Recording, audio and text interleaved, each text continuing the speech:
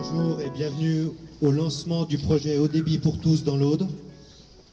La parole est à Jean-Christophe Gauvry, le maire de Messieurs Trézières. les élus, mesdames, mesdemoiselles, messieurs. C'est avec humilité, mais aussi beaucoup de plaisir et une grande fierté que nous vous accueillons aujourd'hui.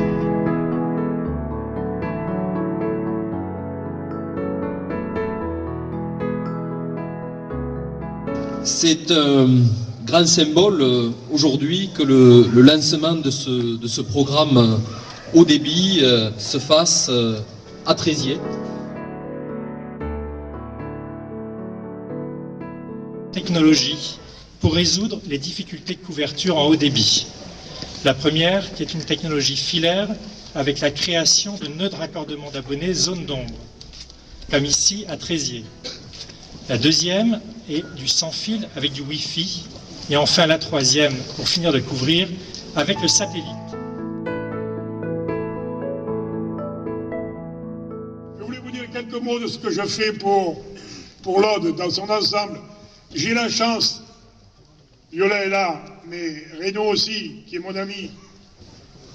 J'ai la chance que le Conseil général de l'Aude joue le jeu avec nous, qu'on peut travailler intelligemment. Aujourd'hui, mes amis sont dans les villes, à Limoux, à Lézignan, à Narbonne, à Carcassonne, à Castelnaudary. Et on peut travailler. Mais je travaille avec tout le monde, je voudrais vous le dire. Quand j'ai été élu, au début, je travaillais avec les socialistes. Un an ou deux. Puis j'ai vu que c'était idiot. Et maintenant, je travaille avec tout le monde. Peu m'importe que le maire soit UMP, qu'il soit vert. Parce que je ne travaille pas pour les maires, je travaille pour les habitants. Et même dans une commune dont le maire est mon adversaire politique, il y a des amis qui sont mes amis. Et donc, il faut travailler pour tout le monde. C'est ce que j'ai compris. C'est ce que j'ai compris. C'est ça la démocratie. C'est ça la démocratie. Travailler avec tout le monde et le faire dans l'intérêt général. Alors, venons-en au câblage. France Télécom, et c'est normal, ils ont d'abord câblé tout ce qui était rentable. Eux, ils ne sont pas chargés de faire des bons sentiments, ils sont chargés de faire de l'argent. C'est une entreprise privée, aujourd'hui de plus en plus. Et donc ils ont câblé les grandes villes, ils ont câblé les villes moyennes. Et le monde rural, cet éternel oublié, restait paumé. Et sans pouvoir faire ce qu'on appelle le télétravail, c'est-à-dire travailler avec le monde entier depuis le patelin le plus paumé, le plus perdu de notre région. Le Languedoc-Roussillon, c'est une des plus belles régions du monde. Et les gens ici, ils sont tellement habitués à la beauté, parce qu'ils y sont nés dedans, qu'ils ne s'en rendent plus compte. Mais si vous faites le tour du monde pour trouver autant de merveilles que dans les Féaux, que dans l'Aude, que dans l'Hérault, que dans le Gard, et la Lozère, qui est un pur diamant, il faut vraiment beaucoup courir sur la planète. L'Australie, c'est beau, mais les paysages changent tous les 3000 km. Ici, les paysages changent tous les 15 km.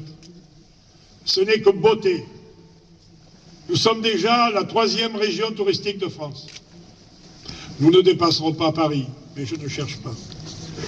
Mais je veux faire de cette région la 2e région touristique de France. Nous allons passer devant, nous sommes déjà devant PACA et Marseille. Nous allons passer devant Lyon et Rhône-Alpes. Et nous serons les seconds. Le tourisme, c'est une des priorités du prochain mandat, si nous l'avons. Et si les électeurs nous le donnent. Je ne vous ferai pas de politique. Si vous n'êtes pas d'accord, vous votez contre nous. Moi, ma liste, elle s'appellera Tous pour le Languedoc-Roussillon. Tout le monde. Je travaille avec tout le monde. Moi, je suis de gauche, oui, mais il y a des gens qui ne sont pas de gauche et c'est leur honneur. Et je travaille aussi avec eux. Je n'ai pas d'état d'âme. Il faut travailler dans l'intérêt général, pour la population. C'est ça la démocratie. Et vous savez, il ne faut pas développer que Narbonne et Carcassonne. Nous allons restaurer tous les châteaux. Nous avons une des plus belles collections de châteaux de France. Père Pertuse, Quéribus, etc. sauf Montségur, qui est dans l'Ariège, chez nous. Les gars, faut pas rigoler. Des fois, je vois les Audois qui me mettent Montségur dans l'Aude. Alors là, je gueule comme un âne. Je dis, attention les gars, on est à 3 km de l'Aude. Ah, vous n'êtes pas loin, grâce à Dieu. Et puis, de toute façon, Montségur, c'est magnifique. Et d'ailleurs, cette opération de câblage, il faut lui trouver un nom. Alors, je vais faire plaisir à mon ami Andrieux. Et alors là, on va voir ceux qui sont cultivés et ceux qui ne le sont pas. Mais je ne vais pas faire d'interrogation écrite à la fin de la réunion. Mais cette opération, on va lui donner un nom, M. Cougnac. Vous l'appellerez opération Bélibaste.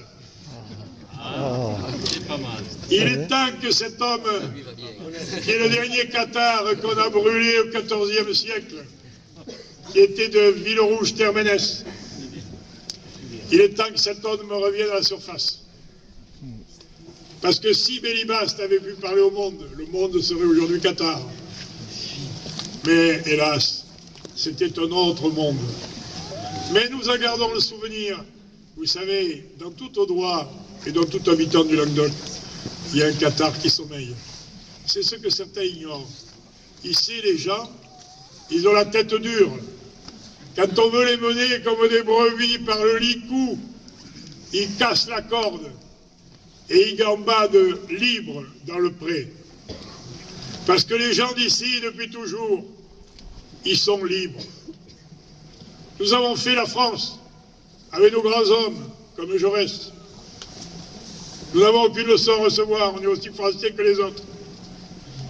Mais nous avons gardé de nos ancêtres un vieil air de liberté, un vieil air d'anarchie.